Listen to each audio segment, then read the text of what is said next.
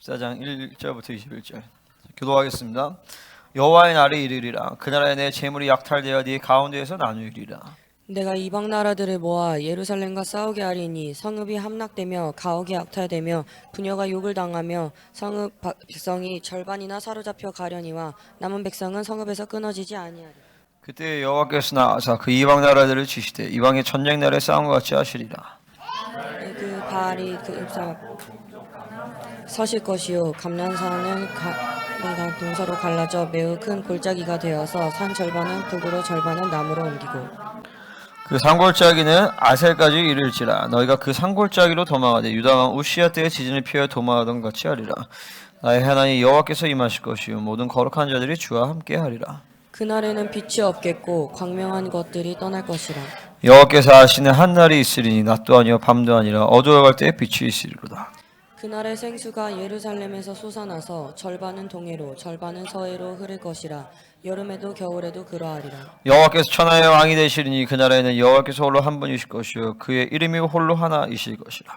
온 땅이 아라바 같이 되되 게바에서 예루살렘 남쪽 림몬까지 이를 것이며 예루살렘이 높이 들려 그 본초에 있으리니 베냐민 문에서부터 천문 자리와 성 모퉁이 문까지 또 하나넬 망대에서부터 왕의 포도주 짜는 곳까지라. 사람이 그 가운데 살며 다시는 저주가 있지 아니하리니 예루살렘이 평안히 서리로다. 예루살렘을 친 모든 백성에게 여호와께서 내리실 재앙은 이러하니 곧 섰을 때에 그들의 살이 썩으며 그들의 눈동자가 눈구멍 속에서 썩으며 그들의 혀가 입속에서 썩을 것이요. 그날에 여호와께서 그들을 크게 요란하게 하시리니 피차 손으로 붙잡으면 피차 손을 들어 칠 것이며 유다도 예루살렘에서 싸우리니 이때 사방에 있는 이방 나라들의 보화 곧 그 문과 의복이 심히 많이 모여질 것이요. 또 말과 노새와 낙타와 나귀와 그 진에 있는 모든 가축에 미칠 재앙도 그 재앙과 같으리라. 예루살렘을 치러 왔던 이방 나라들 중에 남은 자가 해마다 올라와서 그 왕 만군의 여호와께 경배하며 초막절을 지킬 것이라. 땅에 있는 족속들 중에 그 왕 만군의 여호와께 경배하러 예루살렘에 올라오지 아니하는 자들에게는 비를 내리지 아니할 것인지라. 만일 애굽 족속이 올라오지 아니할 때에는 비 내림이 있지 아니하리니 여호와께서 초막절을 지키러 올라오지 아니하는 이방 나라들의 사람을 치시는 재앙을 그에게 내리실 것이라. 애굽 사람이나 이방 나라 사람이나 초막절을 지키러 올라오지 아니하는 자가 받을 벌이 그러하니라. 그날에는 말방울에까지 여호와께 성결이라 기록될 것이라. 여호와의 전에 있는 모든 솥이 제단 앞 주발과 다름이 없을 것이니 같이요. 예루살렘과 유다의 모든 솥이 만군의 여호와의 성물이 될 것인지 제사드린 자가 와서 이 솥을 가져다가 그것으로 고기를 삶으리라.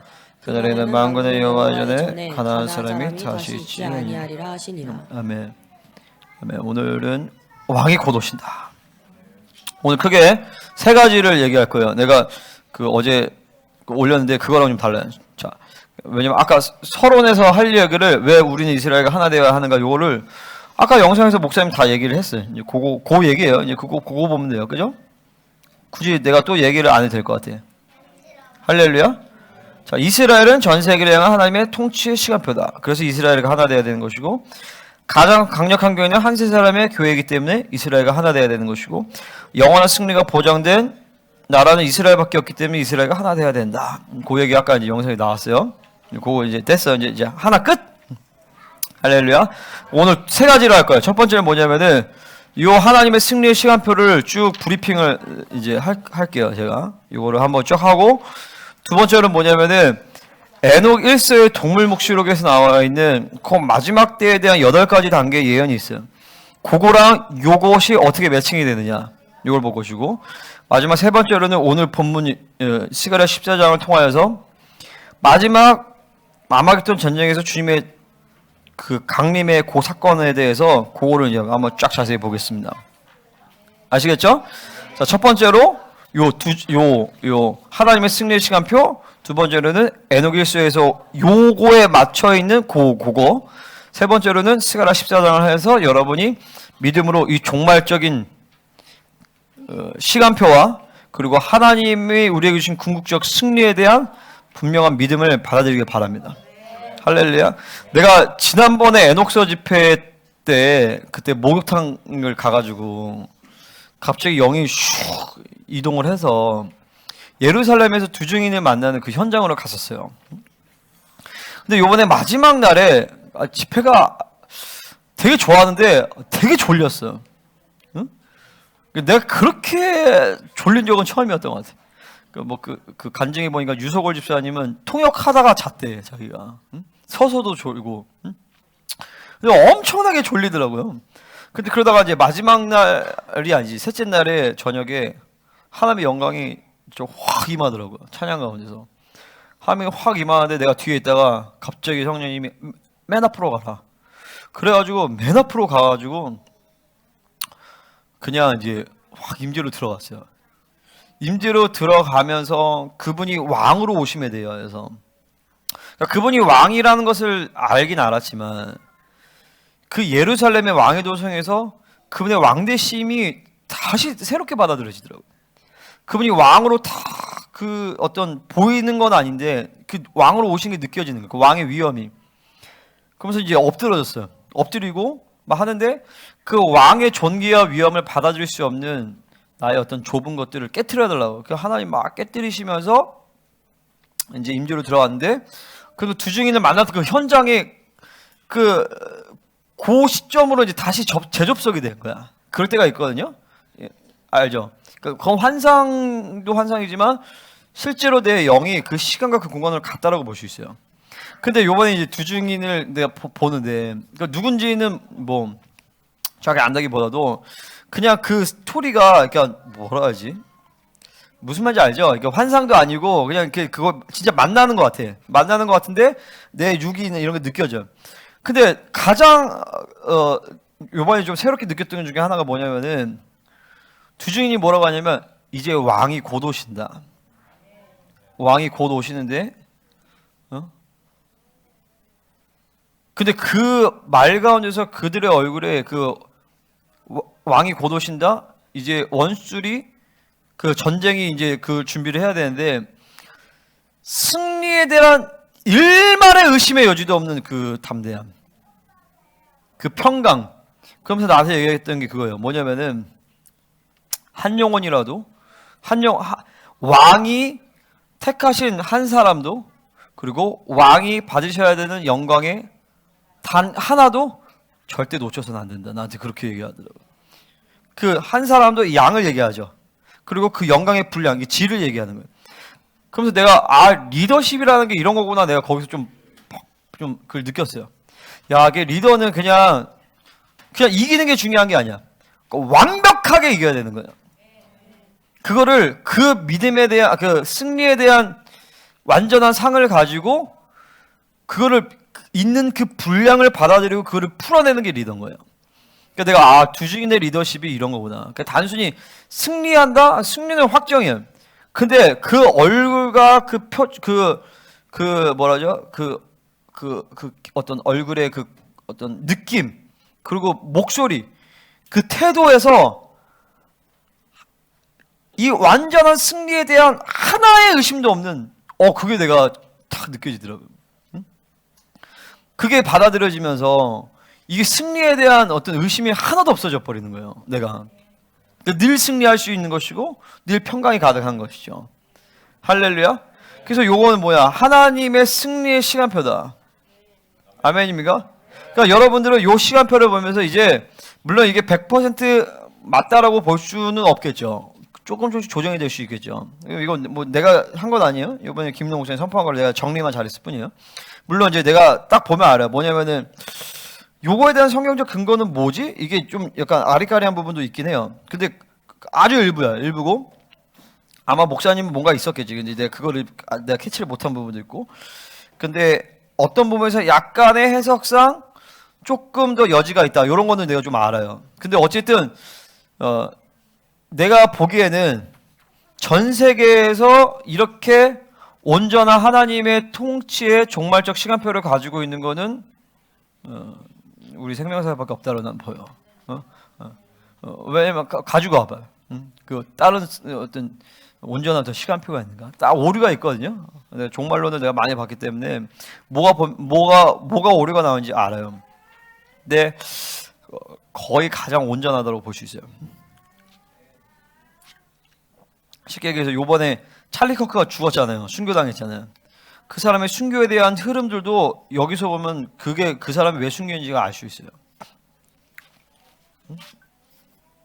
그러니까 지금 전 세계 모든 흐름들에 대해서 사실은 요 시간표를 기반으로 해서 대부분 거의 다 해석이 가능해요. 러시아의 상황이라든지 중국의 상황이라든지 미국의 상황이라든지 한반도의 상황이라든지 이런 부분들이 이 하나님의 시간표, 그러니까 남은 자들은 요 시간표를 가지고 하나님의 통치의 그 왁구를 맞춰가는 거예요. 그러면서 요게 근거에서 이제 예언이 이제 섬세하게 나와주는 거죠. 그래서 요거를 믿음으로 받아들이는 것이 어마어마하게 중요해요. 내가 이번에 찰리 커크가 죽었을 때도 마음은 슬펐지만 하나님의 통치 흐름 가운데서 그 섭리를 내가 깨달았기 때문에 좌절하지 않았어요. 근데 지금 보니까 댓글에서 막 보수 우파 막 기독교들 다 지금 절망하고 막 낙심하고 그런 분들이 많다고요. 왜냐면 하나님의 전체적인 큰 섭리를 모르기 때문에 그래요. 자, 오늘 이제 그런 얘기에 대해서 자세히 나갈 거예요. 자, 그래서 이거를 이제 보겠습니다. 자, 지금 이스라엘과 하마스 전쟁은 10월 7일에부터 시작된 이 전쟁은요. 이거 안 보이겠는데? 자, 보여요? 여러분 그거 있으니까. 지금 그것은요. 그러니까 5차 중동 전쟁을 정확하게 명은 안 했지만 그냥 제가 갖다 붙인 거예요. 5차 중동 전쟁으로 확전이 된다. 그래서 스가랴 9장 1절부터 3절에서 보면, 자, 스가랴 한번 봐보세요. 자, 여호와의 말씀이 하드락 땅에 내리며 다메섹에 머물리니, 이 하드락과 다메섹이 이제 지금 시리아 땅인 거죠. 그리고 하맛에도 임하겠고, 그 말씀이 하맛과 다메섹에 임하다는 건 뭐냐면 거기 심판이 임한다는 거예요. 그리고 두로와 시돈에도 임하리니, 이거는 이제 레바논을 얘기하는 것이죠.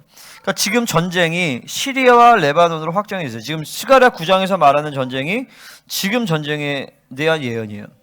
두로는 자기를 위하여 3절에 두로는 자기를 위하여 요새를 건축하며 은을 티끌같이 금을 거리 진흙같이 쌓아두다. 이스라엘이 이 헤즈볼라를 쳐가지고 헤즈볼라가 작살이 났잖아요. 근데 헤즈볼라한테서 뭐가 발견되냐면은 금괴를 쌓아둔 게 발견이 됐대요. 어마어마한 양이래요. 그 이스라엘 접수를 한 거예요. 그게 요 9장 3절의 예언이에요. 9장 3절에서 뭐라고 나와요? 금을 거리에 진흙까지 쌓았다라고 하잖아요. 이게 지금 그 예언의 성취예요. 주께서 그를 정복하시며 그의 권세를 바다에 쳐 넣으시리니 그가 불에 삼켜질지어다. 그래서 하마스, 헤즈볼라, 지금 막 시리아 막 다 작살이 난 거죠. 아스클론이 보고 무서워하며 가서도 심히 아파할 것이며 에그론, 아스클론 이거 다 블레셋 족속이에요. 지금 이제 그 가자지구를 얘기하죠. 가자지구.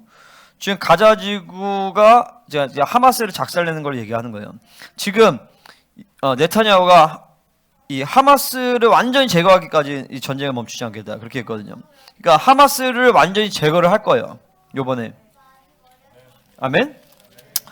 그래서 그에 비해서 그의 피를 그에 있어야서 그 가정에 그러니까 유다 그들도 남아서 우리 하나님께 돌아와서 유다의 한 지도자 같이 되었고 에그로는 여부수 사람 같이 되리라. 뭐냐면은 이제 팔레스타인이 그 팔레스타인 자치 정부가 무너지고 뭐요? 그들이 이스라엘의 한 지파와 같이 그들이 이스라엘의 백성으로 된다라는 거죠. 그게 지금 요번 스가랴 9장의 전쟁, 5차 중동 전쟁을 통해서 일어나게 될 사건이에요.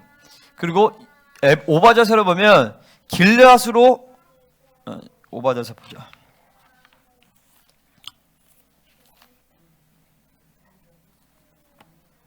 오바자 1장과 10편 83편이 스가랴 9장과 동일한 전쟁을 예언한다고 봐요.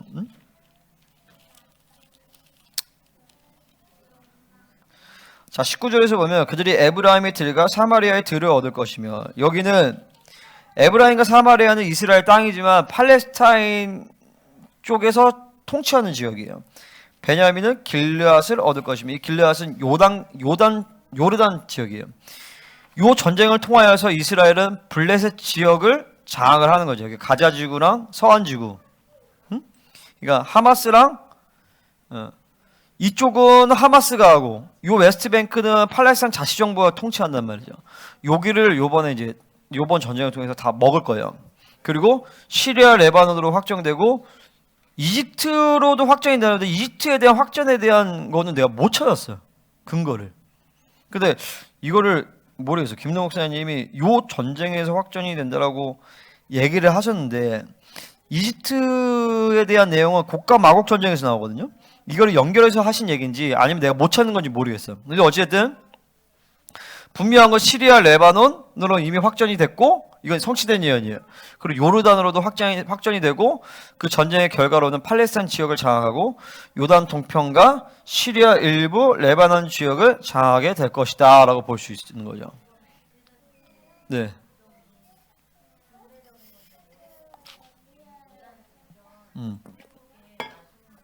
아멘. 할렐루야. 그리고 이게 우리가 집회한 다음에 바로 예루살렘에 막 테러 일어나고 막 이랬잖아요. 영적인 흐름이 막 바뀌고 있는 거예요. 근데 이게 지금 어마어마한 사건이에요, 사실은요. 그러니까 지금 전쟁이 지금부터 계속 전쟁이 들어가거든요. 그러니까 정경은 아닌데 고대 히브리 문서 중에서 빛의 아들과 어둠의 아들들의 전쟁이라는 그 문서가 있어요. 거기에 어떤 얘기가 나오면 마지막 때에 나오는 전쟁에 대한 얘기가 나오는데 얼추 요 전쟁의 흐름과 좀 비슷해요. 근데 거기서 얘기하는 건 뭐냐면 40년 전쟁을 얘기하거든요. 그러니까 그게 맞는지 안 맞는지는 난 솔직히 잘 모르겠어요. 근데 40년까지는 모르겠고 어쨌든 요 때부터 아마겟돈까지는 이스라엘은 계속 전쟁이에요. 그러니까 지금 최소 5차 중동전쟁이 지금 몇 년 전에 했죠? 2년 전에 시작했죠. 2년 전에 10월 7일이죠. 2023년도에 시작했지. 2023년도 10월 7일에 그때부터 이제 시작이 됐으니까 23, 24, 25 지금 벌써 3년 차잖아요. 응? 그리고 보통 3차 대전이 2차 대전이 7년 넘게 했거든요. 그러니까 그러니까 세계 대전은 막 5년, 7년, 길면 10년까지도 가요. 그리고 그 위에 아마겟돈 전쟁이 또 있어. 그 전에 곡가마귀 전쟁인데 곡가마귀 전쟁도 중동을 중심으로 한 이거는 중동 전쟁이라고 보기에는 스케일이 너무 커요. 사실 곡가마귀 전쟁은 거의 세계 대전과 중동 전쟁 사이에 있는 스케일이란 말이죠. 그리고 여기에 만약에 중국이 합류가 된다. 네. 최소한 그러니까 이란, 이라크 요런 나라들은 합류가 된다면 곡가마귀 전쟁에서 러시아, 터키, 러시아가 합류가 돼버려요. 그러니까 어마어마한 스케일이죠. 그러니까 요런 전쟁이 뭐 1, 2년 안에 끝나진 않아요. 절대로. 그렇게 봤을 때는 앞으로 수십 년간 이스라엘은 계속 전쟁 가운데 휘말리게 될 것이다. 그러니까 요런 흐름 가운데서 계속 남은 자들은 요 시간표들을 선포해주고 자 봐봐요. 지금은 어떤 시즌이냐면 두 촛대를 세우는 시즌이에요. 언제까지? 전 3년만까지. 곡가마국 전쟁 에스겔 38장의 전쟁인데 에스겔 38장의 전쟁이 일어나면 실질적으로 이제 이게 굉장히 명쾌해져요. 그 전쟁이 끝나면서 이제 그 텀이 있는데 이 텀을 1, 2년 정도 가질 수도 있고 혹은 성경은 어떻게 생각이 다른데 7년까지도 볼 수 있어요. 근데 그렇게 오래 가지는 않을 것 같아요.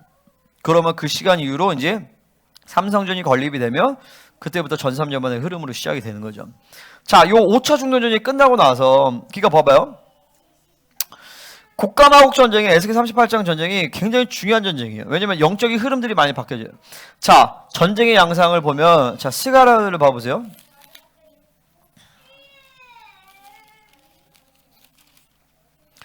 스가랴 10장 1절에서 보면 봄비가 올 때에 여호와가 구름을 일게 하신 여호와께 비를 구하라. 무리에게 소낙비를 내서 밭의 채소를 각 사람에게 주시리라. 그러니까 뭔가 결핍의 시기가 왔기 때문에 여호와께 비를 구하라는 것이죠. 그 왜 결핍의 시간이 왔냐? 2절 같이 읽겠습니다. 10장이죠. 시작.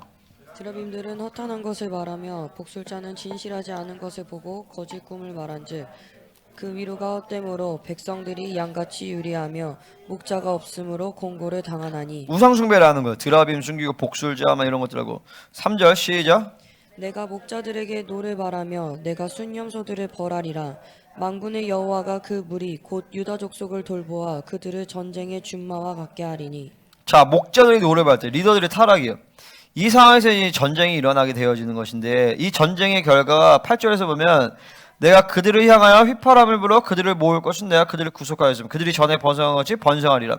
요 전쟁을 지나고 나면서 자, 싸울 때 용사같이 막 분명히 이스라엘 입장에서는 우상숭배들하고 영적 막 목자들 타락하고 이러는데 전쟁을 승리해요. 이해가 안 되잖아. 그 이해가 안 되는 상황이 에스겔 38장에서 보면 그 전쟁에 대해서 동일한 전쟁이에요. 에스겔 38장 보겠습니다. 곡가마국 전쟁인데 자 38장 1절 시작. 여호와의 말씀이 내게 임하여 이르시되 2절 인자야 너는 마곡 땅에 있는 로스와 메섹과 두발 왕 고게게로 얼굴을 향하고 그에게 예언하여. 자, 로스가 고유명사라는 러시아예요. 근데 이게 보통 명사라는 chief prince라는 뜻이에요. 그러니까 대장이라는 뜻이거든요. 로스, 메섹과 두벨, 메섹과 두벨은 그 터키를 얘기해요. 뒤에서 보면 고멜도 터키, 도갈마도 터키 지역이에요. 그리고 바사는 이제 이란, 이라크 지역이죠. 구스는 에티오피아로 볼 수도 있고, 혹은 북아프리카 지역에 구스는 뭐라고 해야 되지? 구스는 이집트, 이라크, 이집트. 그리고 붓은 리비아로 볼 수도 있고 북아프리카 지역 다 그 근처예요. 어쨌든 이집트, 북아프리카, 러시아, 터키, 이란, 이라크 요런 이슬람 국가들과 러시아, 터키가 연합하여서 이스라엘 침공하는 사건이 에스겔서 38장의 전쟁이에요. 왜 침공을 하느냐? 노력하려고 침략하는 거예요. 13절에 짐승과 재물을 빼앗으며 은과 금을 빼앗으며 짐승과 재물을 빼앗으며 물건을 크게 약탈하여 가고자 하느냐. 뭐 여러 가지 뭐 이유가 있지만 사실은 그 이스라엘의 자원 때문에 그런 거예요.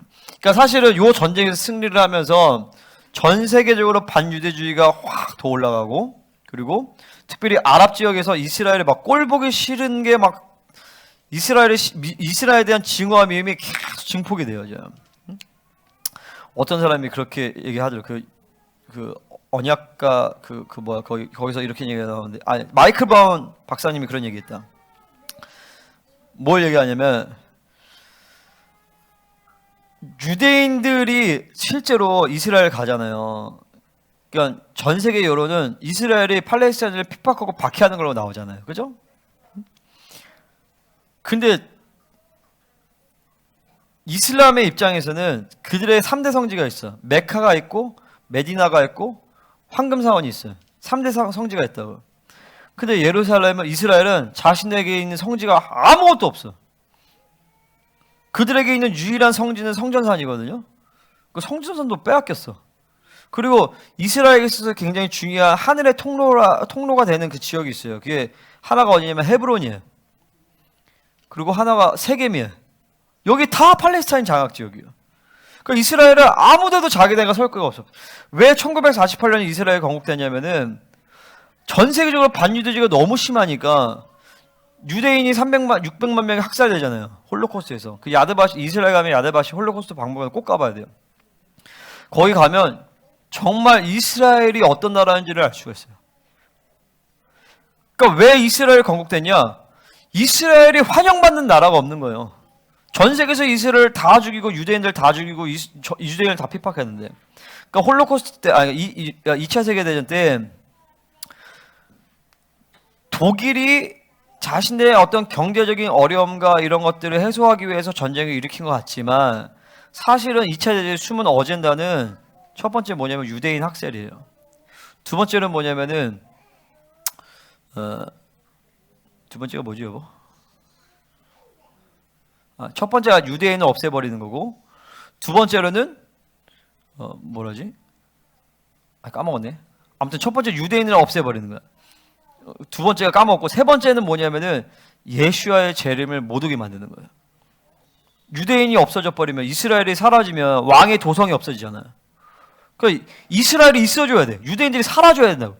유대인들이 살아서 고토로 돌아와서 그 예루살렘을 이스라엘이 회복을 해야 돼요.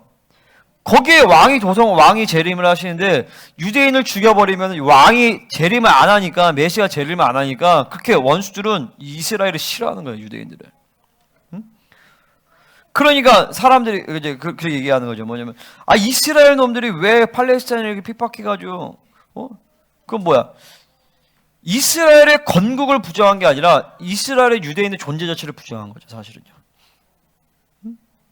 왜냐면 이스라엘이 건국되기도 전에도 유대인들은 핍박받고 죽임을 당했으니까. 그러니까 이스라엘이 그 땅을 차지하고 있는 것이 문제가 아니라 이스라엘의 존재 자체를 싫어하는 거예요, 얘네들은요. 왜? 걔네가 이스라엘이 없어져야 메시아가 안 오니까. 그러니까 우리 측면에서 보는 이스라엘이 살아있는 것이 이스라엘 하이, 이스라엘이 살아있고 이스라엘이 자신의 야훼 신앙을 유지하는 것이 우리에게 그렇게 중요한 거예요. 왜냐면 이스라엘이 준비가 되지 않으면 이 메시아가 못 와요. 근데 또한 동시에 마찬가지로 내가 그랬지 존다 그랬지. 좋을 거라 했지. 근데 이스라엘뿐만 아니라 이방인의 남은 자 교회들도 남은 자의 교회가 없으면 메시아가 못 와요. 그러니까 얘네들은 알아. 귀신들은 어찌됐든 자신들이 패배할 건 아는데 얘네가 가장 어쨌든 애를 쓰는 건 뭐야? 메시아가 못 오게 도록 시간을 계속 지연을 시키는 거예요. 응? 근데 그게 안 되죠. 하나님의 전체적인 섭리 가운데서. 자, 제가 야드바시 갔을 때 육목사님이 이런 얘기를 했어요. 뭐냐면 그 2차 그러니까 그 세계대전이 시작하기 전에 유럽의 제국주의가 이제 팽창을 하잖아요. 그러면서 식민지 그러니까 뭐라죠? 그 유물을 모으는 이런 것들에 대해서 나라별로 이제 전쟁이 일어난 거예요. 그러니까 뭐라지? 경쟁이 일어난 거예요. 근데 그 상황에서 독일이 아주 중요한 유물 두 가지를 가지고 와요. 그게 뭐냐면 첫 번째가 뭐냐면은 바벨론의 그 성문에 그 이시다롯 그 성문에 그 파란색으로 되어 있는 거 있어요. 그 여봐 막 사자 모양 있고 요거를 타일을 다 뜯어가지고 독일의 그 박물관에 그거를 해놓나요? 그걸 가지고 와요. 첫 번째로. 그러니까 바벨론의 영적인 스피릿을 가지고 온 거예요. 독일에. 두 번째로 독일에 뭘 가지고 오냐면은 버가모 신전을 가지고 와요. 버가모 신전이 뭐냐면은 버가모 교회에게 보낸 편지 계시록에서 나오잖아요. 거기서 보면 버가모 지역이 어떤 지역이냐면 사탄의 권자가 있는 곳이라 이렇게 얘기하거든요. 그 사탄의 권자를 버가모 신전에 그거를 가지고 와요. 독일이. 이 두 가지로 가지고 온 다음에 독일이 1차 대전을 일으켜요. 그 2차 대전을 일으키는 거죠.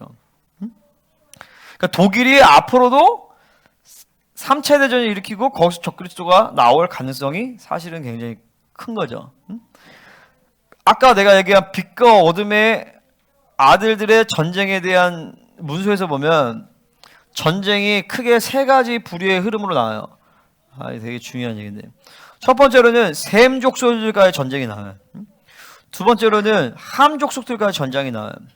세 번째 마지막 전쟁이 누구와의 전쟁이면 야백 족속들과의 전쟁이에요. 야백 족속이 유럽이에요. 유럽.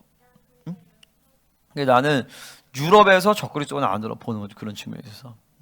이슬람이 어떤 사람들은 이슬람의 적그리스도가 나온다고 보는데 이슬람의 모든 세력을 유럽에서 이제 흡수를 할 거예요. 지금 사실은 우리가 일반적으로 보기에는 미국과 서구 세계가 유럽이 하나라고 보지만 지금 그게 트럼프가 분리를 시키고 있어요. 그리고 프랑스가 얼마나 반유대주의가 심한지 몰라요. 프랑스가 반유대주의가 진짜 심해요. 그 프랑스나 이런 유럽 국가들이 하나님을 떠나면서 요 흐름 안에서 이슬람의 모든 영적 에너지를 흡수를 하면서 마지막 때 여기서 이제 적그리스도가 나올 거예요. 그리고 그것들도 에노기스에서 또 나오는 얘기예요. 자, 다시 이제 보면 엑스 38장을 보면 오늘은 졸아도 어쩔 수 없어. 그냥 나가야 돼, 신도를. 자, 전쟁을 하는 요런 나라가 전쟁을 해요. 근데 이게 어떻게 보면 그러니까 스가랴 10장에서 근거를 보면 이스라엘의 영적 상태가 안 좋았단 말이에요. 요 이유로도. 요 시점에서는 우상 숭배를 하고 리더를 타락하고 근데 하나님이 놀랍도록 승리를 이끌어내세요. 자, 그게 어디 나오냐면 에스 38장 20절이요. 20절, 21절, 22절, 23절. 자, 20절. 자, 19절부터 읽어요. 19절. 시작. 내가 질투와 맹렬한 노여움으로 말하였거니와 그날에 큰 지진이 이스라엘 땅에 일어나서 자, 큰 지진이 일어나서 막 절벽이 떨어지고 막 모든 성이 땅에 무너져 버려요. 그 다음에 21절에서 보면 내가 내 모든 산 중에서 그를 칠 칼을 부르리니 각 사람이 칼로 그 형제를 서로 싸우는 거야. 막 적진들이. 22절에 전염병과 피로 그를 심판하며 쏟아진 폭우와 큰 우박덩이와 불과 유황으로 그와 그 모든 무리 함께 있는 많은 백성이 비를 내잖아요. 자연재해가 막 일어나면서 하나님이 이와 같이 내가 여러 나라의 눈에 내 위대함과 내 거룩함을 나타내 나를 알게 하리니 내가 여호와인 줄을 그들이 알게 하리라. 이렇게 얘기한단 말이에요. 엄청난 승리를 이끌어내시고 그러면서 자, 요때 전쟁의 양상이 어떠냐면 자, 13절에서 보세요. 스바와 드단과 다시스의 상의가 그 부자들이 내게 이르기를 네가 탈취하러 왔느냐 네가 네 무리를 모아 노력하고자 하느냐? 은과 금을 빼앗으며 짐승과 재물을 빼앗으며 물건을 크게 약탈하여 가고자 하느냐? 아리라 이렇게 얘기한단 말이죠. 스바는 어느 나라냐? 스바와 드다는 사우디, 쿠웨이트, 오만, 카타르 요런 나라들. 우리로 따지면 요런 나라가 어떤 나라냐면 수니파 무슬림들이에요. 수니파 무슬림들. 그 다음에 다시는 어디냐? 유럽 국가들, 서유럽과 북유럽 국가들. 그리고 부자들이라는 것은 부자가 사실은 번역이 잘못됐어요. 이게 여러분 성경에서 보면 1하고 밑에 뭐라고 나오냐면 젊은 사자라 나온단 말이에요. 젊은 사자라는 뜻이에요. 젊은 사자들이 이게 이제 이해가 안 되니까 그냥 부자들이라고 이렇게 번역을 한 건데, 이 젊은 사자가 뭐냐? 우리가 계시록을 풀면 그 동물 짐승국 그 나라들에 대해서 짐승으로 비유를 한단 말이죠. 이 마지막 때 등장한 사자의 모습을 한 나라는 바로 어디냐? 영국이에요. 그러니까 영국으로부터 나온 나라들을 얘기하는 거야. 호주, 캐나다, 그리고 미국을 얘기한단 말이죠. 요 북미 국가들, 특별히 미국이나 서유럽, 북유럽, 그리고 순위파 순위파 아랍 국가들이, 이슬람 국가들이 요 전쟁에 대해서 그냥 야 빼앗냐? 약탈해 가고자 하느냐? 하고 개입을 안 해. 전쟁에서 방관한단 말이죠. 성명서는 발표하는데 실제로 도움을 안 줘요. 자, 그러면 그런 상황이 온다라는 거예요. 미국의 그런 상황에서 이제 요 전쟁이 일어나게 되어지는 것이고, 요때 그러니까 이 전체적인 대세의 흐름은 뭐냐면은 이스라엘이 하나님만 의지하게 만드는 거예요. 자, 지금 5차 중동 전쟁까지는 이스라엘이 미국의 도움을 많이 받을 거예요. 근데 에스겔서 38장의 전쟁으로 가면은 여기서 아무도 의지할 수가 없어요. 이스라엘이 하나님만 의지해야 돼. 그래서 하나님은 의도적으로 미국을 분리시킨단 말이죠.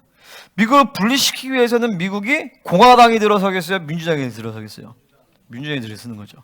그래서 요 흐름에서 트럼프 정부 이후에 또 공화당이 세워지면 시간이 길어지는 거야. 근데 그 이후에 바로 민주당이 들어선다라고 본다라면 그 시점에서 요 에스겔서 38장의 전쟁의 흐름이 시작될 가능성이 크다라는, 혹은 그 전에 이미 시작이 될 수도 있고. 무슨 말인지 알죠? 그러니까 찰리 커크가 왜 죽었냐? 첫 번째로는 그의 영혼이 하나님 보시기에 너무 아름다웠던 거예요. 데려가신 거죠, 빨리. 두 번째로 뭐냐면은 그가 있으면 민주당의 정권의 흐름이 안 들어와요. 찰리 커크가 그렇게 엄청난 영향력 있는 사람이에요, 사실은요. 그 하나님의 그를 데려가시고 그 이후에, 그러니까 트럼프 이후에 대한 흐름들을, 그 권세를 민주당에 준 거죠, 사실은요. 그리고 그 이후, 요 에스겔서 38장 전쟁 이후에 이제 미국이 어떻게 될지는 이제 미국의 남자들이 싸워야 되는 부분들이죠. 그러니까 하나님의 전체적인 대세의 흐름이 그런 거예요. 근데 왜 그러면 미국이 이스라엘로부터 분리가 돼야 되냐? 첫 번째로는 이스라엘이 하나님만 의지해야 되는 것이고, 두 번째로는 미국에서 반유대주의가 올라와야 미국에 있는 유대인들이 알리야를 하기 때문에 그래요. 그러니까 하나님의 의지는 전 세계 유대인들이 다 이스라엘로 모이는 게 의지예요. 근데 미국이 편하잖아요. 미국이 좋으니까, 특별히 뭐 뉴욕 같은 데도 유대인들 엄청나게 많죠. 내가 보니까 우리 사모님이 어렸을 때 주이시 동네에 살았대요. 그래서 유대인들이 그렇게 익숙하다고 하더라고요, 자기는. 그래서 나를 만난 거죠. 유대인. 어쨌든 그래서 우리 처형도 유대인이랑 결혼한 거예요. 우리 처형도 친구들 다 유대인이었더라고요. 그죠, 여보? 응? 그러니까 우리가 이제 유대인이랑 뭔가 있어. 근데 그렇게 유대인이 많아요, 미국에. 근데 이 사람들이 몇백만이거든요. 그죠? 내가 600만인가? 몇백만이야. 되게 많아요, 미국에. 요 유대인들이 가져야 되는데 지금 전 세계에서는 유대인들이 다 알리하고 있어. 왜냐면 다 자기를 싫어하니까.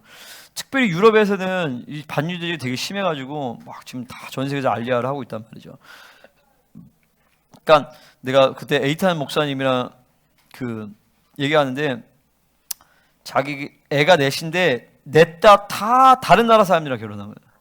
에티오피아계 유대인, 카자흐스탄계 유대인, 예멘계 유대인, 다 전 세계 유대인들이 되게 많더라고요. 내가 봤을 때 이 한국계 유대인만 없어. 응? 중국에도 유대인이 있어요. 중국계 유대인. 일본에도 유대인 있나? 응?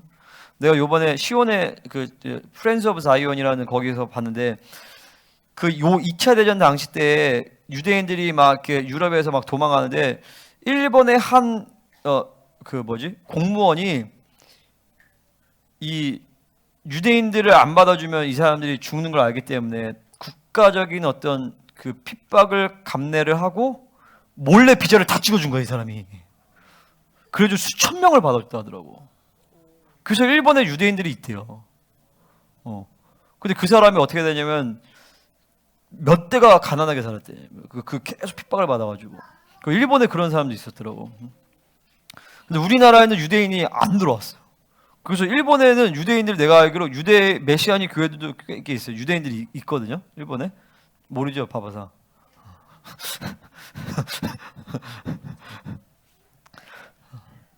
어쨌든 딴 얘기고. 그래서 지금 전체 세계적으로 보면 그래서 이제 전체 흐름이 이렇게 가는 거죠. 그러니까 트럼프 대통령이 지금 굉장히 슬퍼요. 그리고 트럼프 대통령 요 임기가 끝나면 뭐 어떻게 될지 몰라. 이 사람도 암살당할 수도 있어요, 트럼프 대통령도. 응? 근데 지금 미국의 남은 자들도 이제 더 이제 다른 넥스트 스텝을 준비하면서 해야 되겠죠. 우리나라도 마찬가지야. 우리나라는 지금 어떠냐 상황이. 우리나라가 앞으로 통일을 한다면 요 시간에서 통일을 해야 돼요. 요 시간에서. 요 시간이 들어가기 전에 요 시간에서 통일을 해야 우리가 통일이 가능해요. 왜 그러냐면 러시아가 이제 마음 빼앗게 돼. 그러니까 요 시점에서 중국이 어떤 역할을 할 것이냐 이거에 대해서는 잘 모르겠어요. 근데 중국이 무너지고 공산당의 흐름이 쪼개져 버려야 돼. 지금은 전 세계적으로 악의 축의 역할을 하는 것이 중국 공산당이지만 요 에스겔 38장 전쟁의 이후로 이제 그 모든 에너지의 흐름들이 유럽으로 넘어가게 될 것이에요. 그러니까 필연적으로 미국이 약해져야 돼. 미국이 세면 유럽이 힘을 못 가진단 말이죠. 그러니까 하나님의 전체적인 큰 흐름 가운데서는 미국이 당분간 좀 약해지고 앞으로도 좀 약해질 거예요. 그리고 유럽이 쭉 힘을 얻고 그리고 그 흐름 가운데서 적그리스도가 이제 기세를 잡는 거죠. 그 흐름에서 한반도는 믿음으로 복음으로 우리가 통일을 해야 돼요. 통일해서 러시아가 요 전쟁으로 힘이 약해질 때 만주 지역과 연해 지역을 잡고 먹고 그리고 중국 공산당이 이제 깨져서 다 소수민족으로 흩어질 때가 온단 말이죠. 그때 근데 봐봐요. 그 공산당이 지금 소수민족들을 잡고 있는 이유가 또 있어요, 사실은요. 여러분, 중국 공산당에서 중국 소수민족 중에서 제일 중요한 나라가 어디예요? 중요한 민족이?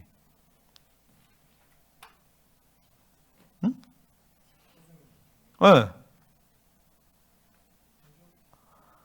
한족? 한족은 소수민족이 아니잖아요. 위구르예요, 위구르. 왜 위구르가 제일 중요하냐면 위구르랑 티벳을 많이 얘기하거든요. 티벳은 사실은 티벳도 중요해. 왜 티벳이 왜 중요해? 티벳은 이 사람들이 가지고 영적인 파워가 대단해요. 달라이라마 이런 사람들이 실제로 귀신에 굉장히 충만한 사람들이에요. 달라이라마는 애를 안 낳잖아요. 근데 영적인 계승을 해. 왜 그런지 알아요? 달라이라마가 예언을 해. 그러면은 어떤 애가 그 달라이라마 귀신을 따라서 그 스피릿을 받아서 내가 넥스트 달라이라마다라는 거를 서로 교류를 해요. 모르는 사람이. 지금 달라이라마 그렇게 된 사람이에요. 그 달라이라마 후계자 판첸라마라고 하거든요. 그러니까 판첸라마가 그런 식으로 영의 전의를 통해서 계승이 되는 종교가 티벳 불교예요. 어쨌든 저거 그다음 중요한 게 위구르 족속인데 위구르는 영토도 넓고 민족도 되게 많아. 그리고 위구르가 왜 위험하냐면은 이 모든 그러니까 우즈벡 사람들이랑 우즈벡어랑 언어가 90%가 똑같아요. 위구르어는. 할렐루야. 그러니까 여기는 이슬람이 부흥하고 이슬람이 발흥하면 얼마든지 자기 힘을 가질 수 있는 사람들이에요. 그러니까 일단 하나님은 요 소수민족 내에 이 잡신의 어떤 것들을 잡기 위해서 중국 공산당을 해서 딱 잡아놓고 있는 거예요. 근데 이게 공산당이 이제 무너져 버리면 이 영의 흐름들이 쫙 올라오겠죠. 그러면 이 중국 본토는 귀신들이 더 날뛸 수가 있어요. 그러니까 그런 거를 위해서 이제 한반도나 이런 통일한국들이 준비를 해줘야 돼. 그리고 이런 이제 앞으로의 이제 이런 전쟁은 이슬람과의 전쟁이거든요. 초반에는 이슬람과의 전쟁, 곡가마국 전쟁까지 이슬람과의 전쟁이에요. 그 다음에 3차전에 넘어가면은 이슬람과의 전쟁이 끝나지 않아요. 얘네가 계속 있어. 근데 여기서 독수리들이 올라오는 거예요. 이 독수리가 바로 뭐냐면은 유럽 국가들이죠. 유럽국들이 힘을 얻고 끌고 간단 말이야. 그때 이 중국이나 러시아들은 지금처럼 슈퍼파워를 유지하고 있다고 볼 수가 없어요. 그럼 그때 어떤 힘이 올라와야 되냐면 한반도에서 남은 자의 힘들이 올라와줘서 힘의 균형을 맞춰줘야 돼요. 그게 우리가 이제 그런 걸 봐야 되는 거죠. 할렐루야. 지금은 이재명이나 막 중국의 힘들이 막 엄청나게 막 그렇게 막 세게 느껴지고 중국이 무슨 악의 축처럼 느껴지지만 그것도 사실 당분간이에요. 당분간 이것이 무너지도록 기도해야 되고, 우리가 중요한 건 뭐냐면은 내부적인 자꾸 힘을 만들. 지금 내가 우리 그 정치적인 흐름을 보면 굉장히 절망적이잖아요. 사법부, 입법부, 행정부 다 장악했잖아요. 좌파들이. 레거시 미디어까지 다 장악했잖아요. 근데 지금 감사한 거는 뭐냐면은 기독교인들이 보수 정치를 지금 끌고 가기 시작했어요. 지금 장동혁 씨, 김민수 다 크리스찬이에요. 황교안 다 크리스찬이에요. 그리고 요번에 찰리 커크가 와가지고 이 사람이 그러니까 이제 보수, 그러니까 2030 보수의 아이콘이란 말이야. 그 이 사람이 우리나라에서 한 얘기가 뭐예요? 좌우 전쟁의 싸움으로 보면 안 된다. 영적 전쟁으로 봐야 된다. 이런 얘기 하잖아. 지금 이제는요, 영적 전쟁을 대놓고 선포하는 시즌. 기독교인들이 대놓고 그냥 선포를 해야 돼. 나가야 돼. 전쟁을 두려워하면 안 돼. 그러니까 지금 좌우 싸움이 중요한 게 아니라 영적 전쟁이 중요한 거고, 좀 더 다르게 얘기하면 지금 뭐예요? 부정선거가 굉장히 중요한 이슈란 말이죠, 사실은요. 그러니까 부정선거는 전체적인 이 21세기에 들어온 모든 자유세계에 대한 모든 규범적 질서를 다 깨부시는 거예요. 그러니까 부정선거를 얘기를 하는 거를 무식하다라고 얘기하는 사람이 무식한 거야. 부정선거가 기본적인 가장 국제 질서의 기본적인 규범과 놈인데 이거를 지금 깨부시겠다는 거거든요.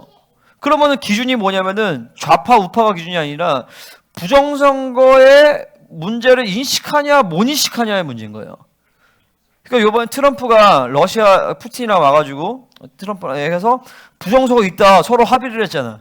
이게 뭐냐면 이전에는 자 러시아는 이쪽 세계잖아.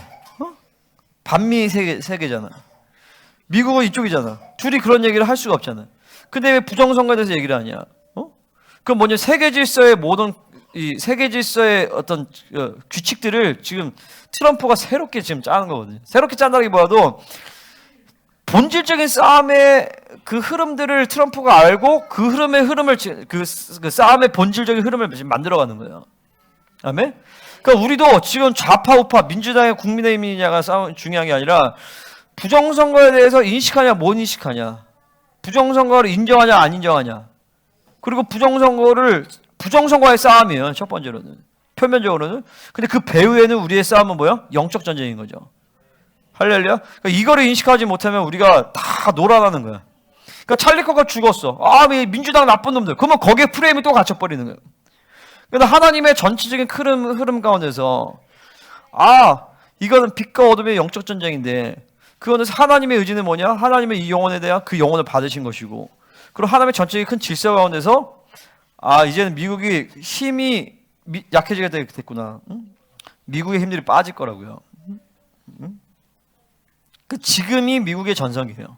트럼프 집권 당시. 그러니까 어떻게 보면 지금 찰리 커크의 죽음은 앞으로의 미국의 전체적인 흐름에 있어서 어떤 신호탄을 보여주는 것이죠. 근데 사실 그 흐름 가운데서 밑바탕에서 진짜 남은 자들을 일으키시는 하나님의 작업을 시작하시는. 그러니까 우리도 마찬가지. 지금 눈에 보이는 현장이 그것밖에 아니라 내가 하나님 그런 얘기. 하나님 지금 나라 상황을 보면 뭐라도 해야 될 것 같은데, 내가 유튜브에 해가지고 뭐라도 선포해야 될 것 같고 앞에 나와서 시위라도 가야 될 것 같은데 주님 어떻게 해야 됩니까? 그러니까 주님이 그러시더라고요. 네가 지금 하는 걸 그냥 잘해라. 말씀 먹이고 교회를 온전하게 세우고, 그게 중요하다. 할렐루야. 근데 그렇다고 해서 그렇게 앞에서 전면적으로 싸우는 사람들을 우리가 무시하거나, 그분들 너무 존귀하죠. 중요하죠. 그리고 우리가 싸우면서도 그분들을 함께 하는 거죠. 그죠? 근데 우리는 그분들이 싸우는 그 에너지와 열정을 갖고 우리는 하나님께 지금 올인하는 거예요. 그리고 하나님의 때가 됐을 때, 내가 이제 그런 얘기 했어요. 어제 여기 진쌤이랑 우리 지원이가 와가지고 하는데, 내가 김세진 선생님, 당신이 이제까지 20년 동안 30년 동안 성장했던 뭐 10년 20년 동안 성장했던 것보다 최근 한 달이 성장이 더 크다. 아멘. 근데 보세요. 이제 앞으로 요 시즌으로 가면 스피드가 더 빨라져요. 여러분 전 3년만으로 가면 우리의 영적 성장의 스피드가 지금보다 상상을 초월하게 빨라져요. 왜 그러냐면 두 증인이 직접 나오거든요. 두 증인은 만날 수도 있어. 나는 내가 만날 거라고 난 100% 확신해요. 왜냐면 내가 영으로도 만났기 때문에. 그 만나서 두 증인 손 한번 잡아봐봐. 그리고 뭐 내가 안 만나더라도 김인호 목사님 만나지 않겠어? 그래도 최소한 생명사역에서 대표로서. 그러면 영적 흐름과 스피드가 지금보다 상상할 수 없을 정도로 빨라져요. 근데 지금 앞으로 가면서도 더 빨라지거든요. 그러니까 요 흐름들을 그러니까 지금 저렇게 쳐 졸고 있어도 어차피 여기에 붙어 있으면 지옥 갈 게 아니라면 먼저 하나님 데려가시는지 아니면 여러분을 거룩하고 흠없게 만들어 버려요. 아멘입니까? 자, 이제 이게 전체적인 하나님의 스케일에 좀 여유를 가져야 돼요. 자, 그러면서 미국은 이제 요때 반유대주의로 들어가면서 미국 유대인들의 알리아를 위해 하나님의 섭리를 우리가 볼 수 있다. 그 전쟁의 결과 하나님의 초자연적 개입으로 승리하고 대규모의 알리아와 이스라엘의 영토 확장될 스가랴 10장 8절부터 10절. 스가랴 10장 8절.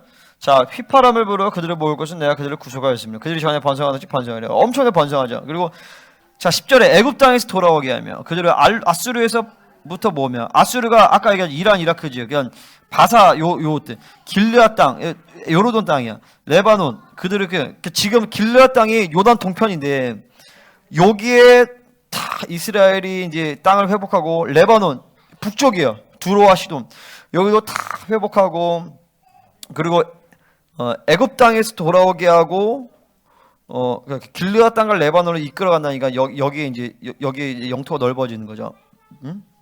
그러면서 하나님이 아브라함에게 약속하신 그 본래 이스라엘 영토를 요때 다 회복하는 거예요. 곡감하고 전쟁 때. 요때 이스라엘에 엄청난 부흥 운동이 막 일어나죠. 김노 목사님 말로는 요때 이스라엘 인구가 2천만까지 올라갈 거다. 2천만 명까지. 엄청나게 많아지는 거죠. 근데 안타깝게도 요 전쟁 이후로 이스라엘은 또 타락을 해요. 그러니까 요 전쟁 때 이스라엘 모든 영토를 다 회복을 했는데 여전히 아랍 국가들의 눈치를 보고 황금돔 사원을 없애지 않고 황금돔 사원 옆에 내가 그때 보여준 데 있죠. 돔 오브 더 락이란 말이야. 황금 사원이 돔 오브 더 락이야.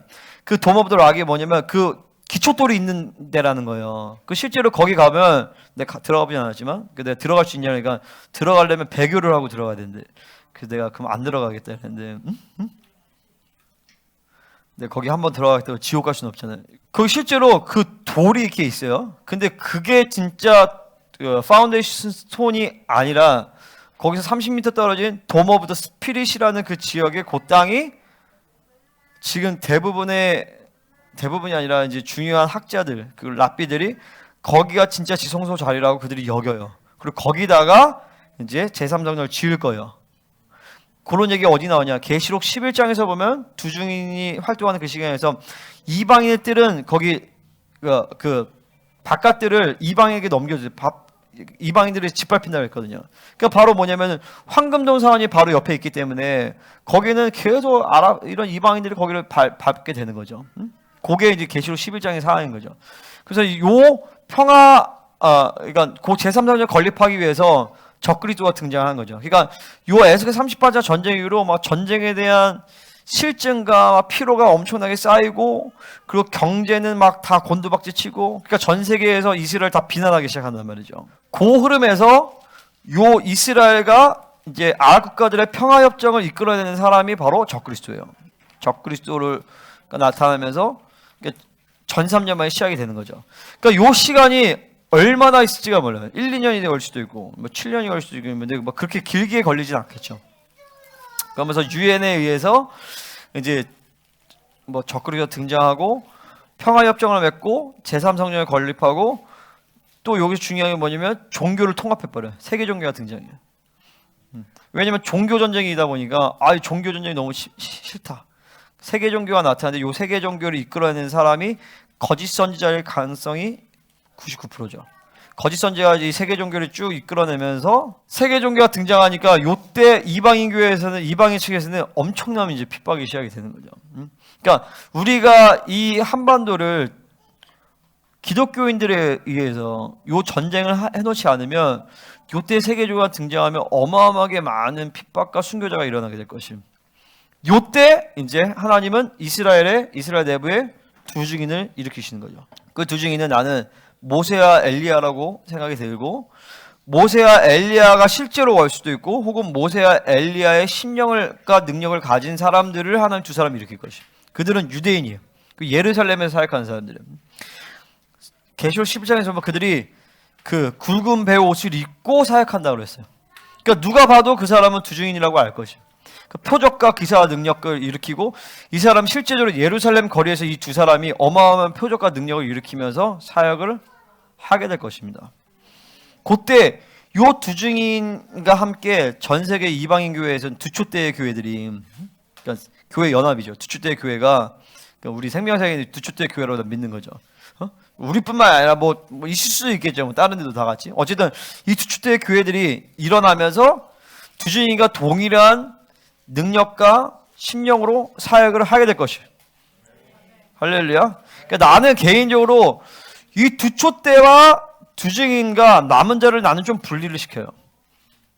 왜 분리시키냐면 분리라기보다도 구별이에요. 뭐냐면 남은 자들은 좀 더 큰 개념이야. 근데 두촛대와 두 증인은 그 남은 자들의 리더예요. 아멘. 그래서 전 3년 반 끝쯤에 이제 3차 대전이 일어나요. 3차 대전이 일어나요. 요건 난 이제 굉장히 공감을 하는 내용이에요. 전 3년 반 끝쯤에 3차 대전이 일어나면서 왜 이런 얘기가 나오냐면, 왜 갑자기 적그리스도가 성전에 좌정을 할 수 있느냐? 그거는 이스라엘이 속는다고 되지 않거든요. 이스라엘이 아무리 미혹돼도 타락했어도 그거를 속을 만큼 미혹되지는 않는다. 그건 뭐냐면 힘에 의해서 빼앗기는 거예요. 그러면 이스라엘이 전쟁에서 진다라는 거죠. 할렐루야. 그리고 두 증인이 왜 죽냐? 라고 봤을 때도 두 증인도 어떤 전쟁에 휘말려서 죽게 된다는 거예요. 요 두 전쟁이 동일한 전쟁이라고 볼 수 있는 거예요. 요 전쟁이 바로 3차 대전인 것이고, 이게 6번째 나팔 전쟁이다. 요때의 6번째 나팔 전쟁에서 2만만의 군대들, 2억의 군대들이 기마대강, 유브라데강 유역에서 이제 그 천사들이, 귀신들이 풀어지면서 전쟁이 일으켜지고, 요때 사람 3분의 1, 인류의 3분의 1이 죽는다. 그러니까 80억의 3분의 1이면 얼마예요? 23억이 죽는 전쟁이 일어난다라는 거예요. 자, 보세요. 계시록 15장에서 보면 어떤 얘기가 나오냐면 1500 스타디온이 말굴레까지, 말이 큰 건 되게 크더라고. 말 굴레로 하면 말 곱비를 얘기하는 거잖아요. 아마 진짜 큰 말은 4키 정도 될걸요. 말 굴레로 하면. 말 굴레까지 1500 스타디온. 어쨌든 1500 스타디온을 미터로 계산하면은, 아니 킬로미터로 계산하면 307km인가 그래요. 307km가 말 굴레까지 피해 강물이 만들어진다고 되어 있거든요. 계시록 15장에서. 이해가 안 되죠. 한 사람의 몸에 수분이 70%잖아. 그러면 몸무게가 여기서 50kg야. 그러면 35kg, 35리터란 말이에요, 물이.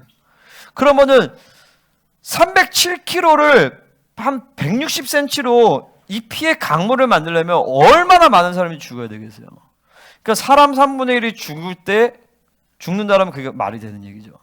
그게 이제 전 3년 반 끝자락에 일어난 사건인 것이고, 이 전 3년 반에 요 3차 대전 이후로 이제 어떻게 되냐면 적그리스도는 완전히 이제 승기를 잡는 거죠. 전 세계에 대해서. 이제 승기 잡고 내가 이제 야훼다 하고 성전의 지성소에 자기를 신으로 앉히고, 요때부터 666표에서 모든 정치, 경제, 사회, 문화를 다 장악하기 시작한 거예요. 그리고 요때 누가 주님 적그리스도, 두 증인이 죽는 거죠. 두 증인이 죽고, 나는 어떻게 보냐면 요때 두 증인의 순교와 함께 두촛대 리더들도 나는 순교할 거라고 봐요. 순교하거나 들림받거나. 그 왜 그러냐면, 하나님 왜 두 증인을 그러면 또 순교시키실까? 두 증인도 의지하지 말라고 하는 거예요. 남은 자들을 하나님만 의지하고 갈 수 있도록. 그래서 예수님이 마태복음 24장이나 그 말세에 대한 예언에서 보면 그날을 감하지 아니하면 구원받을 자가 없다라고 얘기할 정도로 강력한 핍박과 환란이 온단 말이죠. 그게 후3년반이에요. 후3년반. 그리고 아까 내가 얘기한 빛과 어둠의 그 아들들의 전쟁에 대해서도 보면 거기는 3년, 3년, 1년 이렇게 얘기했는데 후에 나오는 3년에서 이제 이 원수들이 군대를 집결시킨다는 얘기가 나와요. 하지만 그 가운데서 하나님은 이 빛의 아들들에게 마음을 강하게 하신다 이런 얘기가 나오거든요. 그게 마찬가지예요. 요 후 3년 반의 시간들이 제일 힘든 시간이죠. 하지만 동시에 주님이 공중에 강림하셔서 이제 남은 자들 직접 이끌고 가시는 시간이에요. 그래서 최고의 영광이 드러나는 시즌이라고 내가 쓴 거예요. 그러니까 저 때는 666표를 받지 않으면 비행기도 못하고 아무것도 못 써요. 그러니까 어떻게 돼야 돼? 만나가 떨어져야 되고 공간을 이동해야 되는 것이고, 할렐루야. 내가 옛날에 기도할 때 내가 그랬어요. 네가 상상할 수 없을 정도로 나는 너를 놀랍게 사용할 것이다 이랬거든요. 그러면서 보였던 게 뭐냐면은 내가 공간을 팍팍 이동하면서 막 사역하다가 갑자기 다른 나라로 가서 또 막 사역하고 이런 것들을 보여줬어요. 그런 게 요 후 3년 만에 일어나게 될 것이에요. 물론 전 3년 만에 일어날 수도 있어요. 근데 본격적으로 666 하면서 이때는 어떤 공동체들은 요 때를 위해서 뭐 통조림을 모아놔야 된다 뭐 해가지고 실제로 통조림 모아놓고 이런 사람들도 있어요. 통조림 모으는 게 중요한 게 아니라 만나가 내려오는. 저 때는 초자연적인 하나님의 표적과 기적이 막 제한 없이 드러나는 시즌이에요. 그러니까 최고의 영광이 드러나는 시즌인 거죠. 할렐루야. 그러니까 여기서 헷갈리게 3차 대전 후 3년 만에 나왔는데 사실은 전 3년 만에 끝자락에 요게 내용이 있는 거예요. 근데 내가 자리가 없어서 여기다 쓴 거예요. 그래서 인류의 3분의 1이 죽고 두 증인이 죽고 이스라엘 패배하고 적그리스도 제3전을 접수해서 마카비 시대와 같이 성전 탈환 전쟁이 이제 시작이 되는 거죠. 이게 아마겟돈 전쟁의 시작이에요. 성전 전쟁을 탈환한다. 그러니까 마카비 시대 때 안티쿠스 에피파네스에서 성전이 이제 더럽히고 오염되고 하니까 이것들을 이제 회복하는 막 싸움이 일어난단 말이죠. 그때 하스모니아 왕조를 세우고 마카비가 이제 전쟁에서 승리를 해요. 그런 거와 마찬가지로 이 이스라엘 남은 자들이 마지막 전쟁을 이제 이제부터 후 3년만을 쫙 끌고 가는 거예요. 할렐루야. 근데 요때 이방인 교회는 이제 뭐 하냐? 이방인 교회도 또 같이 싸우는 거죠. 그러니까 적그리스도가 여기에 에너지를 빼앗지 않기 위해서 우리는 계속 또 군데군데 싸움을 해주는 거예요. 보세요. 여러분 그때쯤 되면은요.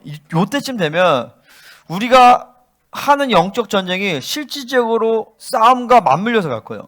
할렐루야. 그러니까 지금 은사와 능력이 임해서 불이 임하잖아. 저 때는 실질적으로 전쟁이 필요하기 때문에 불 하면 불이 떨어질 거예요. 하시말 하면 막 전기 막 그래서 군사들이 막 지금부터 연습을 잘해야 돼. 진짜로 예수님이 아까 모세 당시 때도 그러잖아요. 불기둥과 기름기둥이 촥 임하고 다윗 시대의 전사들이 소모는 막대기로 몇백 명을 죽이잖아요. 그죠? 그 은사와 능력이거든요. 사실은 권세가 임한 거야. 그 나는 막 그게 임하면 재밌을 것 같아요. 총알이 날라오는 게 보일 수도 있어. 투시하는 사람들 갑자기 이게 갑자기 천천히 보이는 거지. 그래서 그때 막 깜짝 놀라서 막 뒤집어져.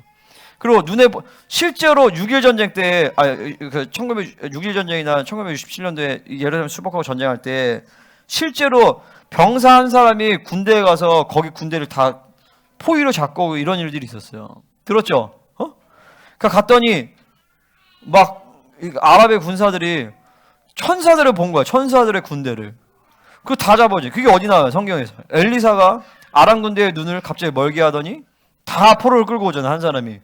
그런 역사가 이제 앞으로 그런 일들이 일어날 수 있다. 초자연적인 개입으로 승리하니까 그러니까 이제 그런 일들이 이제 일어나는 거죠. 할렐루야. 근데 그런 분뿐만이 아니라 지금도 마찬가지죠. 여러분 사업도 초자연적인 하나님의 개입으로 할 수 있는 거예요. 자, 전 3년반이 이제 끝나고 이제 후 3년반까지 가는 거죠.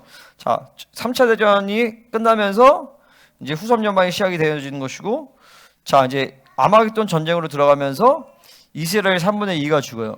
요때 적그리스도는 아프리카에서 정벌 후 남쪽에서 예루살렘. 그 뭐냐면 이제 요때 적그리스도가 이제 전 세계를 장악을 하잖아요.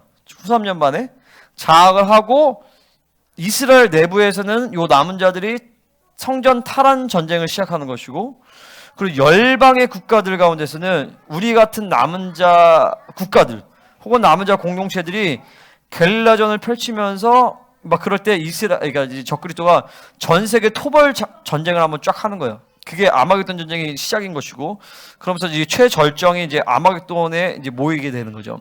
사실은 아마겟돈 전쟁 당시에 두 군데서 전쟁이 일어나죠. 하나는 적그리스도가 직접 아프리카를 정벌을 하고, 그다음 이제 남에서 올라와 이집트에서 이제 네게브 쪽으로 올라오고, 그리고 적그리스도의 10왕의 군대들이 이제 북쪽에서부터 이렇게 올라오는 거죠.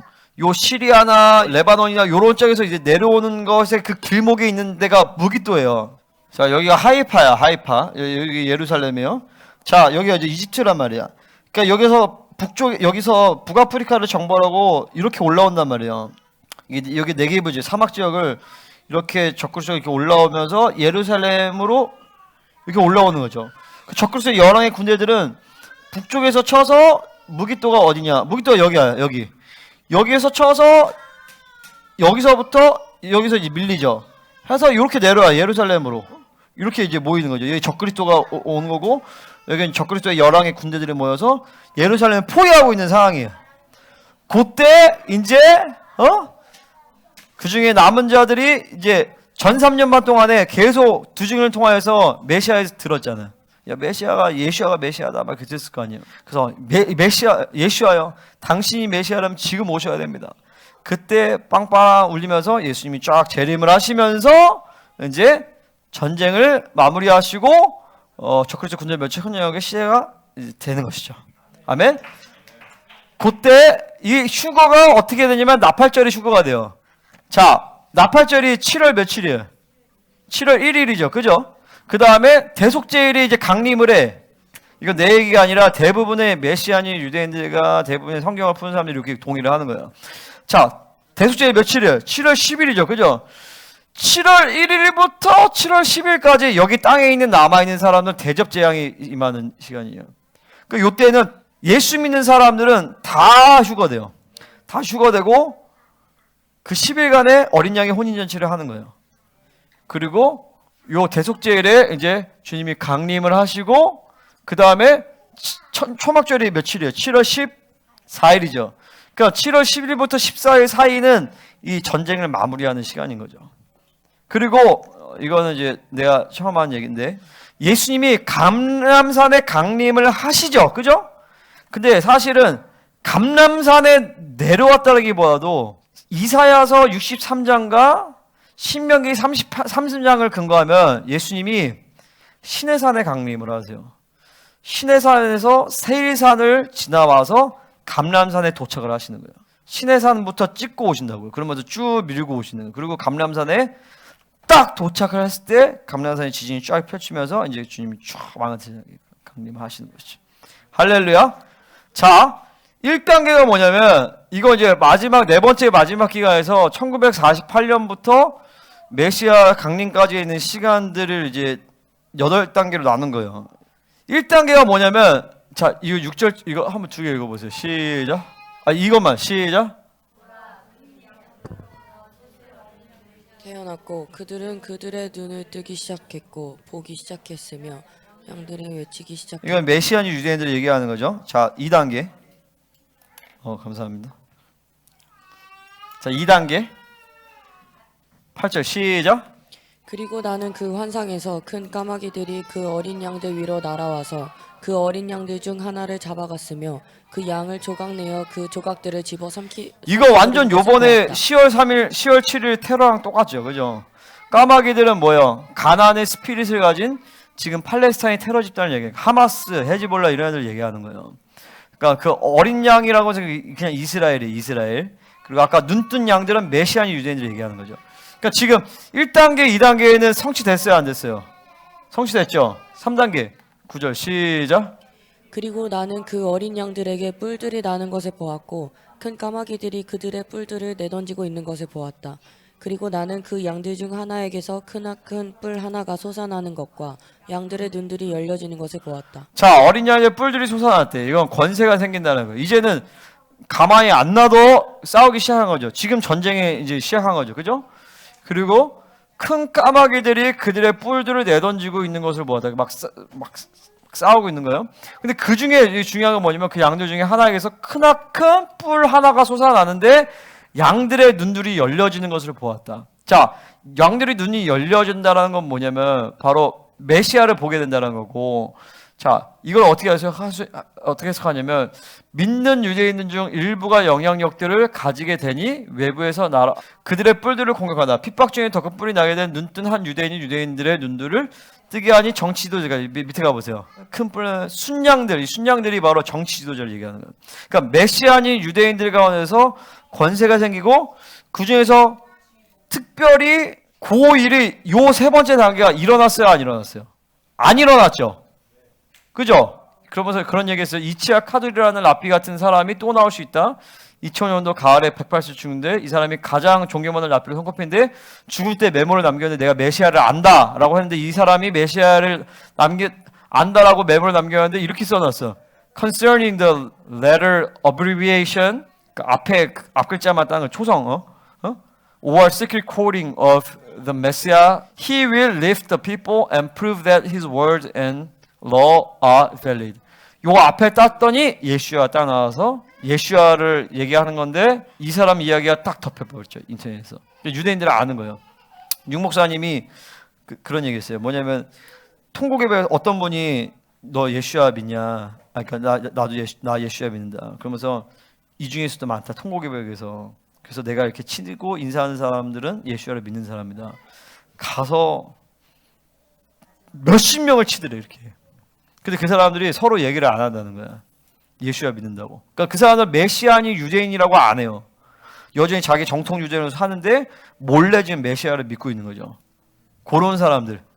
그러니까 그런 사람들 가운데서 누가 한 사람이 권세 있는 사람이 촥 일어나서 요 사람처럼, 그럼 그 와중에서 정치 지도자들도 메시아에 대해 눈을 뜨게 되는 사건이 아직 일어나지 않았다. 내가 오늘 요 말씀을 선포하는 것은 요 사건이 일어나게 하도록 하려고 선포하는 거예요. 아멘입니까? 아멘? 그러니까 요거는 생명사 이스라엘 집에서 선포 안 했단 말이죠. 그러니까 지금 전체적인 시간표 가운데서 다음 봐봐. 다음 밑으로. 그러고 나서 그럼에도 불구하고 그 모든 독수리가 나와요. 독수리는 뭐냐면 서양 세계를 얘기하는 거야. 서구 세계예요. 대머리 독수리, 까마귀, 솔개, 여전히 솔개와 까마귀들이 싸워요. 근데 조각조각 찍고 있을 거야. 자, 이때부터 본격적으로 이 서구 세계에서도 이제 핍박이 같이 가야지. 나는 요거를 에스겔서 38장의 전쟁이라고 보는 거죠. 그럼 보여. 지금 우리가 있는 위치가 아까 요 시간표에서 보면 어디에 있어요? 여기 사이에 있잖아, 그죠? 요쯤에 있단 말이에요. 아멘? 자, 그러면 여기서의 이걸로 보면은 여기서도 보면은 우리가 요 위치에 있는데 지금 이 에노기서는 요 위치에서 여기서 말하지 않는 유일한 예언이 뭐냐면은 메시아니 유대인 가운데서 아까 믿는 자들 가운데 큰 뿔이 난 자가 일어나는 거에 대해서 얘기하죠. 그죠? 그러면 이거를 하나님의 나라의 대변자 역할을 감당하는 교회가 요거를 또 선포를 해줘야 그런 역사가 일어나게 되는 거죠. 아멘입니까? 우리가 이거를 선포하고 기도하면서 실제적으로 이 일어나도록 우리가 기도할 것이요. 아멘입니까? 그래야 그 다음 스텝으로 넘어갈 수가 있는 거예요. 아멘? 하나님, 믿는 유대인들 가운데 큰 뿔이 나타나게 하여 주시옵소서. 큰 뿔이 나타날지어다. 그리고 순양들도 정치 리더들 가운데서도 이제 그를 통해서 눈이 열릴지어다. 아멘? 자, 다음. 자, 서구세계에서 그쪽도 자, 이거 내가 이제 다 한 거예요. 에스겔 38장. 그 다음에, 자, 그 뿔을, 총리를 못 이겨. 그러니까 네타냐가 이 총리일 수도 있고, 네타냐가 다음 사람일 수도 있는데, 어찌됐든 못 이겨. 자, 이제 더 나아가서 독수리가 솔개들, 이런 애들이 와서 직접 싸우기 시작해요. 순양의 뿔에 돌격한대. 아까까지는 직접 싸우진 않았어. 근데 이제는 본격적으로 직접 싸워서 전쟁을 일으켜. 근데 그들과 싸우면서 그를 돕는 도움이 오기를 바람에 부르짖었대요. 자, 여기에는 목자들까지 합세를 해요. 아마겟돈 전쟁. 다 모여서 산상을 깨부수려고 하는 거죠. 그 다음에 천사의 보고. 에녹 1서에 근거하면 우리는 2단계와 3단계 사이에 있는 거예요. 2단계와 3단계 사이에 있는 거예요. 요 3단계가 이루어지도록 우리는 기도해야 되는 것이죠. 자, 그러면 이제 마지막으로 스가랴서 14장을 보겠습니다. 내가 이방 나라들을 모아 예루살렘과 싸우게 하리니 성읍이 함락되며 가옥이 약탈되며 부녀가 욕을 당하며 성읍 백성이 절반이나 사로잡혀 가려니와 남은 백성은 성읍에서 끊어지지 아니하리라. 자, 앞에서 보면 이스라엘의 3분의 2가 죽어요. 13장 8절에서 보면 이 온 땅에서 3분의 2는 멸망하고 3분의 1은 거기 남으리라. 3분의 1을 불 가운데 던져 은같이 연다하며 금같이 시험할 것이라. 그들이 내 이름 부르니 내가 들을 것이며 나는 말을 있는 내 백성이라 할 것이요 그들 말하여 여호와는 내 하나님이시라 하리라. 근데 여기서 성읍 백성이라는 것은 예루살렘에서는 절반이 남다는 거죠. 그러니까 봐봐요. 2천만 명 정도가 된다고 했을 때 3분의 1이 죽는다는 거잖아. 아니 이제 3분의 2가 죽는 거죠. 그러면 몇 명이야? 2천만 명에 대충 2,100을 하면 1,400, 1,300만 명이 죽는 거잖아요. 그러니까 얼마나 많이 죽는 거예요, 이스라엘이. 유대인들은 이스라엘은 그건지도 몰라. 그거를 알았다라면 알리야를 안 하겠죠. 근데 이스라엘은 그걸 잘 몰라요. 자기들 얼마나 많이 죽게 될지. 그러니까 한 사람이도 안 죽어야 되겠죠. 그러려면 이스라엘 내부에서 거룩의 흐름들이, 그러니까 메시아니 유대인이 되든지 아니면 거룩한 야훼 신앙의 순수성을 지키는, 그건 우리가 몰라. 그건 하나님의 선택이에요. 근데 다 메시아니 유대인이 되는 것은 아니에요. 근데 분명히 그 상황에서 하나님이 유대인들 가운데서까지 이스라엘을 지킬 수 있는 그런 사람들을 하나님 세우기를 원하시는 거예요. 아멘입니까? 그때 여호와께서 나가서 그 이방 나라를 치시되 이방의 전쟁의 날에 싸움과 같이 하시리라. 그러니까 하나님이 직접 주님이 강림하신 거죠. 그날에 그의 발이 예루살렘과 곧 동쪽 감람산에 서실 것이요 감람산은 그 한가운데가 동서로 갈라져 매우 그 골짜기에 대해서 산 절반은 북으로 절반은 남으로 이고, 주님이 감람산에 딱 강림하시면서 기드론 골짜기가 쫙 갈라진단 말이죠. 응? 자, 여기가 지금 감람산에 서 있는 거야. 하면서 여기 황금성 있죠. 여기가 동문이에요. 동문에서 이측선 사령에 이렇게 가면은 얘가 아니라 사실 요쪽에 있어요. 요쪽에 아마 삼성전이 지어질 거예요. 그리고 요게 이제 기드론 골짜기죠. 요게 기드론 골짜기. 여기가 쫙 갈라진다라는 거예요. 동서로 갈라지면서 매우 큰 골짜기 산 절반은 북으로, 그러면서 북으로 이렇게 갈라지고 남쪽으로 가요. 그러면서 물이 터지면서 북방에서 오는 군대들은 그 북방 쪽으로 해서 이렇게 해서 지중해로 이렇게 빠지고, 남방 쪽에서는 이렇게 해서 이제 여기 이 사해로 이제 빠진단 말이죠. 그래서 산골짜기는 아셀까지 이를지라. 골짜기가 얼마나 깊게 퍼지냐면 아셀이 요 북쪽 지역이 아셀이에요. 하이파 요 지역이 아셀이거든. 여기 아셀에 서 있다. 여기 아셀이에요. 그 여기 예루살렘에서 골짜기가 여기까지 간다는 거야. 산 절반 너희가 나의 하나님 모든 거룩한 자들 주와 함께하리. 자, 모든 거룩한 자 주와 함께하리는 뭐냐면 왕 같은 제사장들과 천군 천사들이 그때 주님과 함께 확 강림한다는 거죠. 자, 천년왕국 때는 영적인 세계와 물리적인 세계가 중첩이 돼요. 그래서 그 당시에 있는 모든 사람들은 영적인 세계를 다 보게 돼요. 왜 보게 되냐면 뉴스가 깨끗하고 귀신이 없기 때문에 영적 세계보다 눈이 다 열려요. 여러분이 가지고 있는 거룩의 분량과 그 종기와 영광을 다 보이게 되는 시즌이에요. 자, 6절 같이 읽겠습니다. 6절 7절 시작. 그날에는 빛이 없겠고 광명한 것들이 떠날 것이라. 여호와께서 아시는 한 날이 있으리니 낮도 아니요 밤도 아니라 어두워갈 때 빛이 있으리로다. 자, 그날에는 빛이 없겠대. 갑자기 그러니까 해달별들이 빛을 갑자기 상실해요. 그러니까 뭐라지?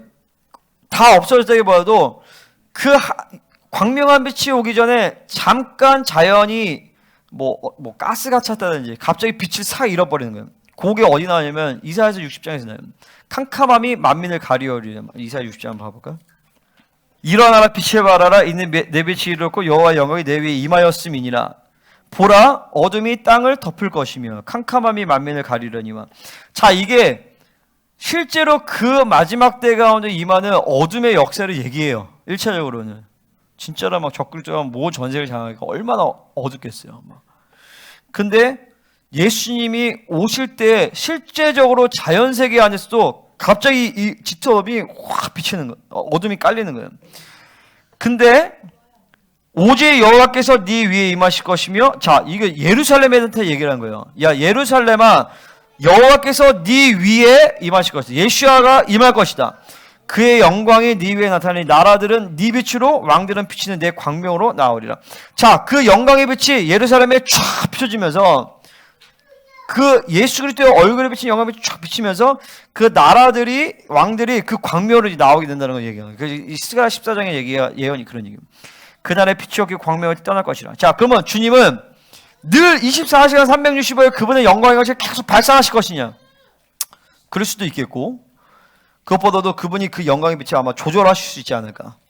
필요할 때는 좀 이렇게 좀 하시고, 발산할 때 발산하시고. 왜냐면 우리도 그게 가능하거든요.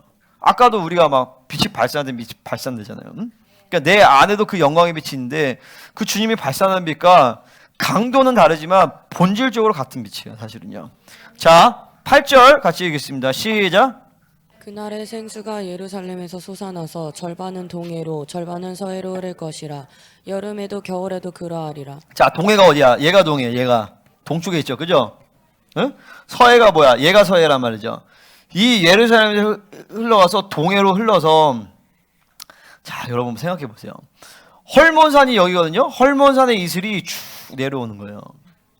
그래서 여기 기드론 골짜기에 물이 차 있단 말이에요. 그 물이 터져 나와서 사해를 살린대. 지중해를 살린대.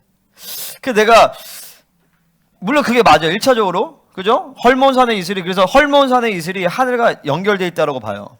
이스라엘은. 응? 히브리적 관점에서. 근데 두 번째로 내가 최근에 깨닫게 된 건 뭐냐면은 예루살렘 성전 안에서 물이 솟아오르는 거겠다. 에스겔서 47장을 보니까 성전 문지방에서 물이 솟아오르잖아요. 성전에 있는 파운데이션 스톤의 그 뜻이 두 가지예요. 하나는 뭐냐면 만물을 창조한 것이 그 돌에서 나온 거야. 두 번째는 뭐냐면은 모든 생수의 근원이 돌인 거야. 그러니까 돌 자체가 중요하기보다 이 돌은 예수아를 상징하는 거예요. 예수아의 성품과 예수아의 능력, 예수아의 그 본질을 사실은 보여주시려고 하나님이 그 파운데이션 스톤을 세우신 거죠. 그 파운데이션 스톤이 이스라엘 성전에, 예루살렘 성전에, 그러니까 거기가 모리아에서 아브라함 이삭을 바친 곳이고, 아담과 노아가 제사를 드렸던 곳이고, 1성전이 지어졌던 것이고 2성전이 지어졌던 것이란 말이죠. 그 파운데이션 스톤이 그게 그런 뜻이에요. 모든 만물의 근원, 그리고 창조, 그러니까 아담이 지음받은 것도 거기서 그 파운데이션 스톤에 있는 그 흙을 모아서 하나님이 지었다라고 유대인들은 믿어요. 그래서 내가 봤을 때 그거는 틀린 말은 아닌 것 같아요. 파운데이션 스톤이 그렇게 중요한 지역이란, 우리의 본질적인 근원이란 말이죠. 근데 신약에 와서 예수님이 베드로에게 충격적인 얘기를 하시는 거예요. 내가 너를 반석으로 세우겠다. 그게 파운데이션 스톤 얘기하는 거예요. 그리고 네 위에 교회를 세우겠다라고 얘기하는 거죠. 그 더 나아가서 뭐요? 나를 믿는 자는 그 배에서 생수가 흘러나오리라. 그건 뭐야? 베드로뿐만 아니라 예수야를 믿는 모든 사람들 안에 그 파운데이션 스톤을 뒀다라는 거예요. 그 파운데이션 스톤이 뭐야? 예수와 자체잖아요. 예수님이 생수의 근원이시잖아. 그 생수의 근원을 네 안에 뒀다라는 거야. 근데 그 생수의 근원이 얼마나 무시무시한 생수냐면 이 죽어있던 사해가 어마어마하게 커요, 여러분. 갈릴리 바다가 엄청 크거든요. 가보면은 파도가 칠 만큼 크다고, 갈릴리 바다가. 얘보다 몇 배가 크잖아, 그죠? 이게 엄청 커요, 사해가. 근데 사해가 살아난다고요. 여기서 죽었던 물이 살아날 정도로 생수가 강력한 거야. 여러분 안에 있는 생수가 그렇게 강력한 거예요. 우리 안에 있는 생수가 전 세계의 열방을 살릴 만큼 생수의 근원이 내 안에 터져 나온단 말이죠. 그게 교회의 본질이에요. 그래서 내가 에스겔 47장 보면서 늘 그래서 성전에서 왜 물이 나오냐고 도대체. 물이 성전에서 왜 나오는 거야. 이해 안 되지 않았어요? 성전에서 물이 왜 나올까? 근데 물이 찬데 발목, 무릎, 허리 뭐 찬데 그거 또 왜 차는 거야 거기서? 그 수영장이야? 근데 차는 거가 중요한 게 아니라 40장 자세히 보세요. 물이 차올라서 어디까지 가냐면은 에네글레가 여기를 계속 살린다고요. 이 충만이 계속 올라간다고요. 그게 교회의 본질이에요. 여러분이 단순히 조금 찔찔찔찔 뭐 생수에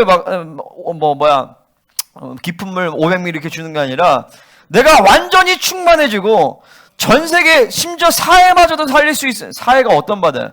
6천 년이 죽어있던 바다예요. 수천 년간은 죽어있던 바다잖아요. 그죠? 노아 홍수 이후로부터 죽어있던 바다예요. 사실은요. 그 수천 년의 시간을 죽어있던 바다를 살릴 수 있는 그 생수가 성전에서 나온다고요. 그게 바로 나예요. 나. 여러분이에요. 그러니까 내 안에 성령은 제한이 없으신 거예요. 그러니까 봐봐요. 여러분 영권, 일권, 물권이 제한이 있겠어요? 그러니까 그런 얘기가 나오는 거죠. 교회는 지혜 한계, 자원 한계, 능력의 한계가 없다.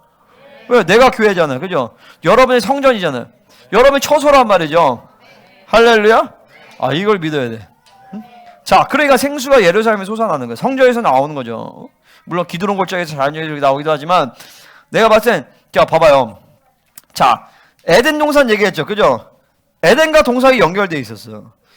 그 동산에 에덴이 연결돼서 거기서부터 강이 이렇게 영적인 강이 흘러나온 거예요.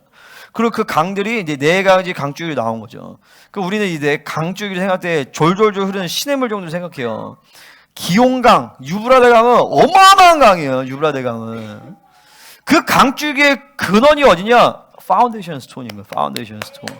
예루살렘의 파운데이션 스톤에서 유프라테 그 기온, 히데게, 비존 이 강줄기가 쫙 흘러나왔단 말이죠. 그거를 이제 하나님이 다 회복시키시는 거예요. 천년왕국 때. 근데 천년왕국 때만 아니라 지금 이 순간에 우리에게 회복시키시는. 오, 이걸 믿어라. 아멘. 믿어 바로 내 강줄기가 생수가 터져나올지어. 아멘. 그가 봐봐. 제한이 없어야 돼. 영권, 인권, 물권, 자연권 모든 능력과 기름 부으신 은사. 할렐루야. 아멘. 할렐루야. 부흥이 왔어. 응? 아멘. 자, 9절에 여호와께서 천하의 왕이 되시리니 그날에 여호와께서 홀로 한 번씩 그의 이름이 홀로 하나님. 그날에는 더러운 우상이 하나도 없다. 아멘. 오직 하나님만이 우리의 왕이 되신다. 예수께서 홀로 그분만이 천하의 왕이 되실 것이라. 아멘. 얼마나 좋아. 아멘. 자, 보세요. 아라바 같이 되네. 이 아라바가 뭐냐면 평지를 얘기하는 거예요. 자, 이사야 40장에서 보면 광야에 외치는 자의 소리가 있어. 뭐라고 얘기해요? 자, 외치는 자의 소리가 이르되 너희는 광야에서 여호와의 길을 예배하라. 사막에서 우리 하나님의 대로를 평탄하게 하라. 골짜기마다 도두어지며 산마다 언덕마다 낮아지며 고르지 아니한 것이 평탄하게 되면 험한 곳이 평지가 될 것이요. 자, 이 말씀이 이사야 40장에서는 뭐예요? 이거는 실질적인 어떤 평지가 된다기보다도 영적인 걸 얘기한다는 거죠. 그죠? 교만한 자는 낮아지고 너무 찌그러져 있는 사람은 하나님이 높여주고, 응? 그러면서 뭐요? 5절에서 보면 여호와의 영광이 나타나고 모든 육체가 그것을 함께 보려 여호와의 입이 말씀하셨느니라. 자, 왜 높아진 건 낮아지고 낮아진 건 높아져야 돼. 그래야 평지가 돼서 예루살렘 성전만이 높아진 하나님의 영광을 보일 수 있기 때문에 그래요. 아멘입니까? 그러니까 마찬가지야. 우리도 높아진 교만은 낮아져야 돼. 하나님만 의지해야 돼. 아멘입니까? 여러분이 너무 찌그러지고 낮아지고 막 자기의 종기도 모르고 이거 올라가야 돼. 그죠? 그렇게 해야 되는 결론은 뭐냐면은 내 안에서 그분만이 높임을 받으시는 거예요. 그분의 영광의만이 높임을 받으신단 말이죠. 이 영적인 상태가 실질적으로 물리적인 상태로 실체되어지는 것이 이제 천년왕국인 거예요. 자, 그러니까 봐봐. 자, 온 땅이 다 평평해져. 자, 이스라엘은 이래요. 땅이 이렇게 돼 있다고. 근데 이게 다 평지가 되는 거야. 쫙 평지가 되고 뭐만 예루살렘만 30m 쭉 올라가요. 부상에. 그러니까 그 예루살렘 전역에서 그때 갈멜산 맞죠? 갈멜산 딱 올라가니까 전체가 다 보이잖아. 예루살렘에서 이스라엘 전체가 다 보이는 거예요. 그리고 또한 동시에 이스라엘 전체에서 예루살렘의 영광의 빛이 다 보이는 거예요. 그러니까 자, 내가 알리야 얘기했죠. 알리야는 뭐예요? 올라가는 거야. 상승이란 말이야. 자, 전 세계에서 이스라엘을 알리야해. 그죠? 그리고 예루살렘으로 알리하는 시간이 하나님의 영광이 상승되어지는 상황이에요. 계속 상승돼. 성전산을 올라갈 때만 계속 상승돼. 그 예수와의 얼굴을 보는 시간은 계속 상승이 되면서 그 절정이 바로 이 지성소의 하나님의 영광이에요. 자, 사람이 그 가운데 살며 다시는 저주가 있지 아니하리니 저주가 있지 않대. 왜냐면 예수가 오시니까. 예루살렘이 진짜 살렘이 임한 거예요. 그죠? 자, 12절에 친 모든 백성이 하면서 남아있는 적그리스도의 군대들에게 눈 썩어! 일단 막 눈 썩는 거예요. 막 입에 썩고 막 이러면서 사람들이 막 심판을 받고 그러면서 피차 손을 붙잡으면 피차 손을 들어 치고, 그리고 14, 15절에서 보면 엄청난 이제 전리품이 모여드는 거죠. 전 세계에서부터. 그래서 이사야서에서 보면 뭔 얘기가 나오면 이 예루살렘의 성벽을 이방인들이 세워줘요. 그 어마어마한 전리품을 갖고 그들이 실제로 와서 막 뿅 하고 자 세워져라 이렇게 하는 게 아니야. 실제로 그들이 와가지고 이 예루살렘 성벽을 세우고, 그 다음에 그 성전은 어디서 오냐? 하늘에서부터 내려온단 말이죠. 그래서 에스겔 46절에서 나오는 그 성전은 지붕이 없어. 하늘과 연결되어 있기 때문에. 그리고 그 성전에 예수님께서 직접 강림하시는, 거기서 통치를 하신단 말이죠. 할렐루야. 자, 16절에 같이 읽겠습니다. 그리고 거기에 1년에 한 번씩 초막절에 가야 되는데, 초막절에 올라오지 않는 사람들은 재앙을 내리신대. 자, 목사님 아까 저주가 없다면서 왜 재앙이 있어요? 저주는 없지만 재앙이 있는 거야. 아멘이요? 저주와 재앙은 달라요. 저주는 뭐 이 사람의 어떤 죄악과 그러셔서 어떤 고리가 계속 걸려있는 상태란 말이죠. 근데 저주는 없어. 그냥 죄를 지면 바로 재앙이야. 심판이 와버려. 하나님의 공의로 통치하기 때문에. 그럼 왜 재앙이 있느냐? 왜 죄가 여전히 있느냐? 왜냐면 왕같은 죄는 부활체를 입었기 때문에 죄를 안 짓지만 남아있는 백성들이 있단 말이죠. 적그리스도 군대는 죽지만 거기에 이 동참하지 않고 하나님의 설득에 완전한 분량을 채우지 않은 사람들은 여전히 많이 살아있는 거예요. 사람들이.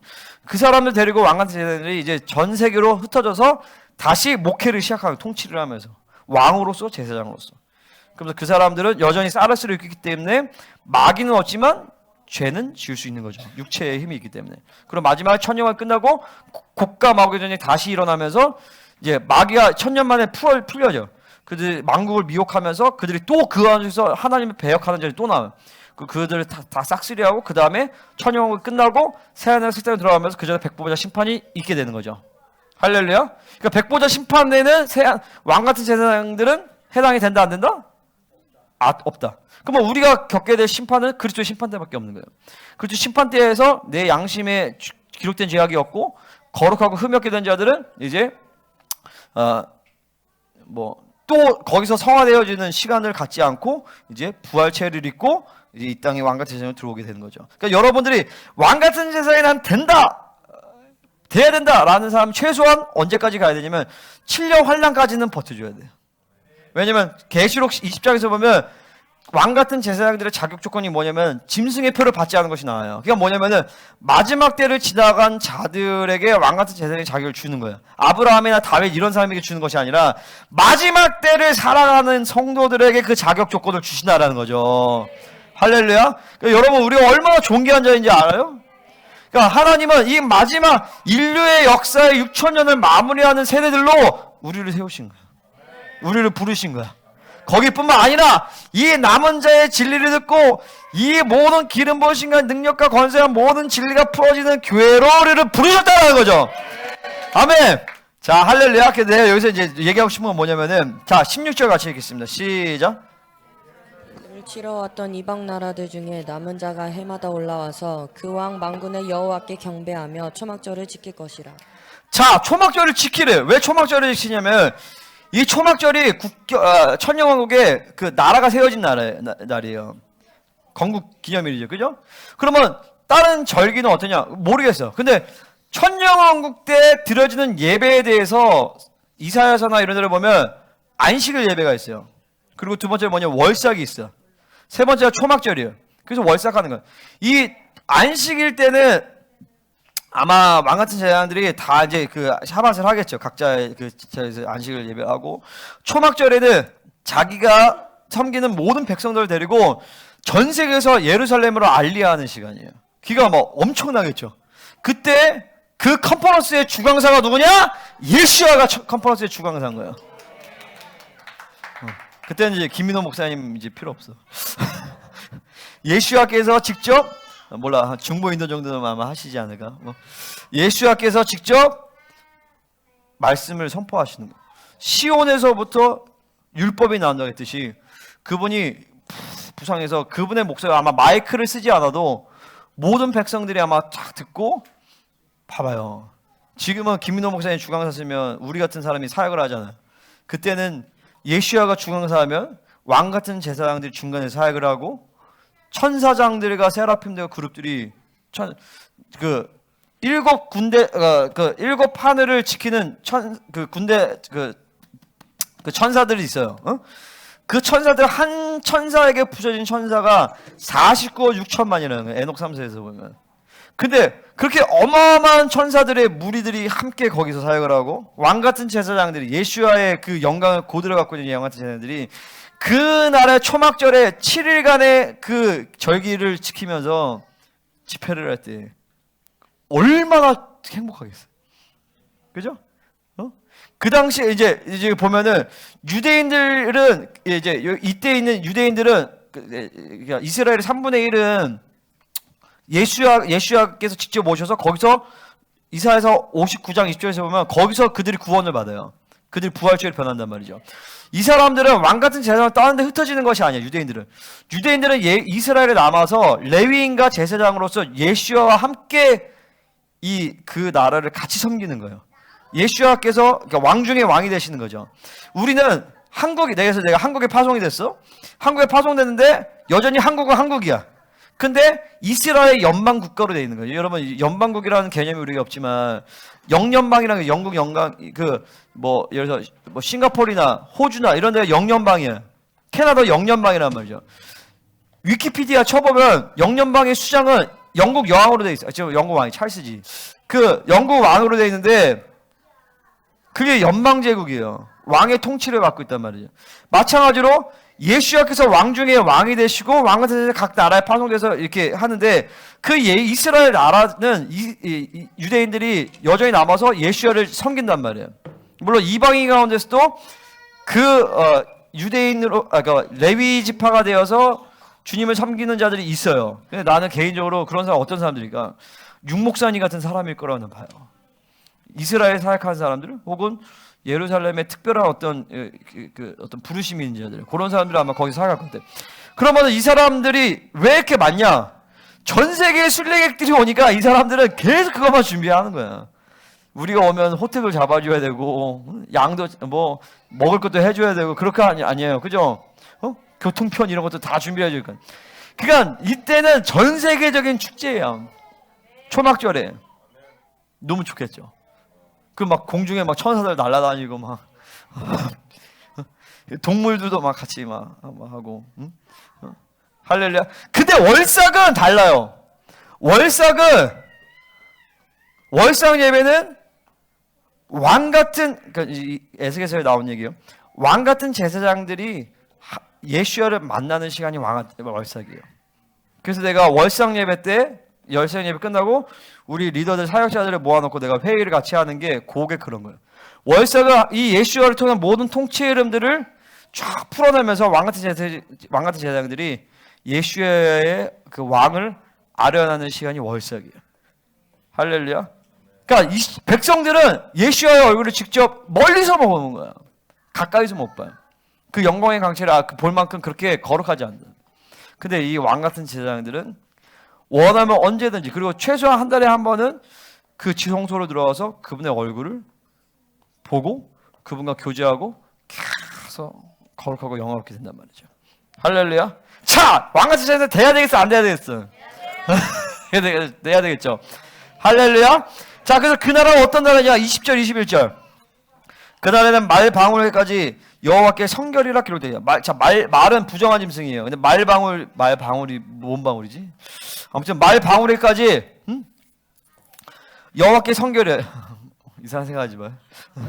여호와께 성결. 대제사장의 관에 써져 있는 문구예요. Holy to the Lord. 그게 말 방울에까지 적혀 있을 만큼 거룩이 완성된 나라가 바로 천년왕국이다. 예루살렘과 유다의 모든 소식. 자, 우리가 쓰는 밥솥까지도 성전의 기물과 같이 그렇게 거룩한 성물이 되어지는 나라가 바로 천년 왕국이다라는 것이죠. 할렐루야. 하나님 우리에게 이 완벽한 승리의 시간표를 주신 하나님을 찬양합니다. 우리가 그 나라의 왕 같은 제사장이 되어서 넉넉히 매일매일 승리하고 매 순간 승리하고 그 나라의 왕 같은 자리에 들어가기를 바랍니다. 그렇게 우리를 이끌어 주시옵소서. 할렐루야. 아멘. 기도하겠습니다.